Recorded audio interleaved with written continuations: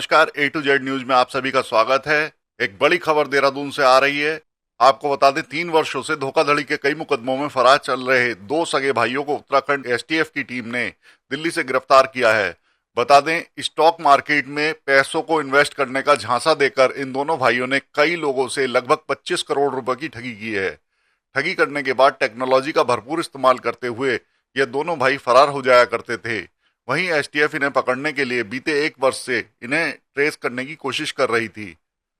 आपको बता दें कि यह दोनों भाई उत्तराखंड के पिथौरागढ़ क्षेत्र के रहने वाले हैं और कुल मिलाकर दोनों पर 35,000 का इनाम भी पुलिस द्वारा इन पर रखा गया था। ये लगभग 3 साल से फरार अभियुक्त हैं और ये CBCID सेक्टर हल्द्वानी द्वारा ये तफ्तीश की जा रही है। और इसमें ये 2 भाई हैं, जगदीश सिंह बोरा और कमलेश सिंह बोरा।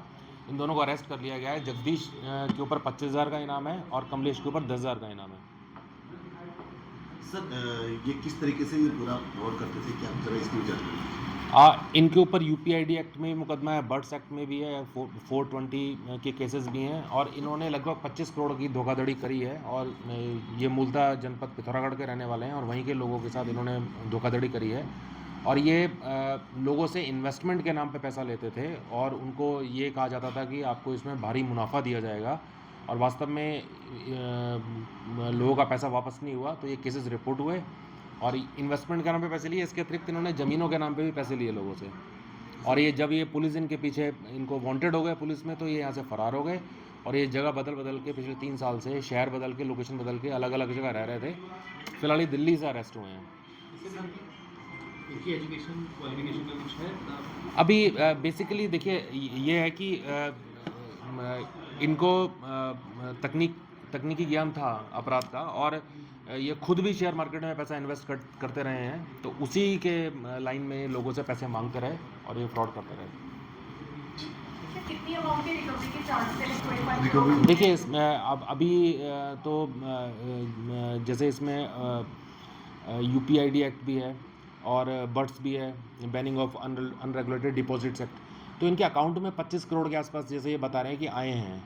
तो अब इसमें क्योंकि CBCID इसकी तफ्तीश कर रही है, तो इसमें प्रॉपर्टी अटैचमेंट, गैंगस्टर एक्ट भी लगा है इनके ऊपर।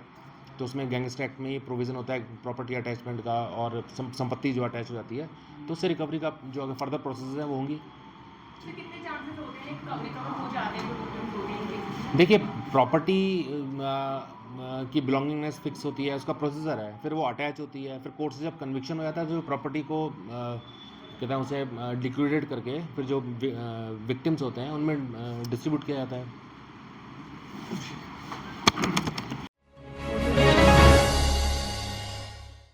वहीं दीपावली के मौके पर उत्तराखंड परिवहन विभाग को मुख्यमंत्री श्री धामी ने एक बड़ी सौगात दी है। आपको बता दें, उत्तराखंड परिवहन निगम के बेड़े में 130 नई बसों को शामिल किया गया है। इन बसों से पर्वतीय मार्ग पर सफर के दौरान यात्रियों को समस्याओं से निजात मिलेगी। मुख्यमंत्री पुष्कर सिंह धामी ने देहरादून ISBT में आयोजित कार्यक्रम के दौरान इन बसों को हरी झंडी दिखाकर रवाना किया। BS6 मॉडल की 130 नई बसों को परिवहन निगम को सौंपने पर परिवहन निगम ने CM धामी का आभार जताया है। इन बसों में आधुनिक इंजन तकनीक का उपयोग किया गया है, जो न केवल प्रदूषण को कम करेगा बल्कि पहाड़ी इलाकों में भी इन बसों को आसानी से संचालित करने में मदद करेगा। देखिए, हमारा संकल्प है, हमारी प्रतिबद्धता है कि समाज के हर व्यक्ति को, समाज के अंतिम छोर में खड़े हुए व्यक्ति को सुविधाएं मिले, विकास पहुंचे उन तक। आज उसी कड़ी में जो 130 बसें हैं, उत्तराखंड के जनमानस को और उत्तराखंड के अंदर आने वाले देश प्रदेश के सभी लोगों को सुविधाएं प्राप्त हों, आवागमन के लिए अच्छा साधन हो मिले। ये बसें निरंतर रूप से उस दिशा में बहुत बड़ा हमारे लिए एक मील का पत्थर साबित होंगी आने वाले समय में। इससे हमारी आर्थिकी को भी प्रोत्साहन मिलेगा, लोगों को सुविधा भी मिलेगी और उनका सफ़र भी आसान होगा।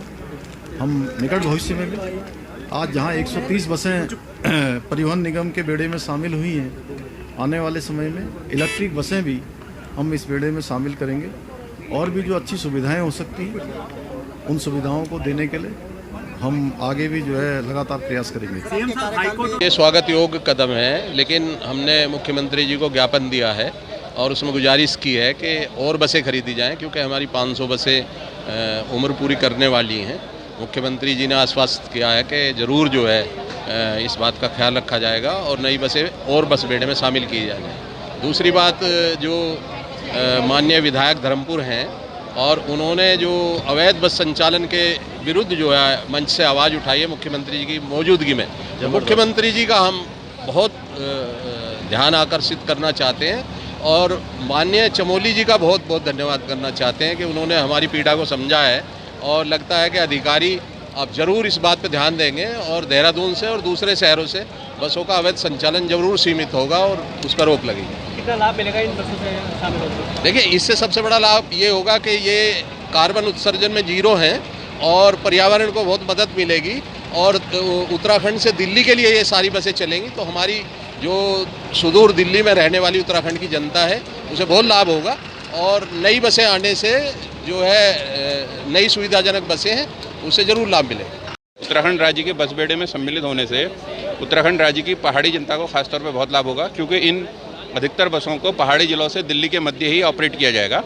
तो ये बसें BS6 नॉर्म्स की हैं, जो दिल्ली में बसें जाएंगी उत्तराखंड की, वो प्रदूषणकारी नहीं होंगी, जिससे लोगों की स्वास्थ्य और पर्यावरण प्रदूषण की समस्या से भी निदान पाया जा सकेगा।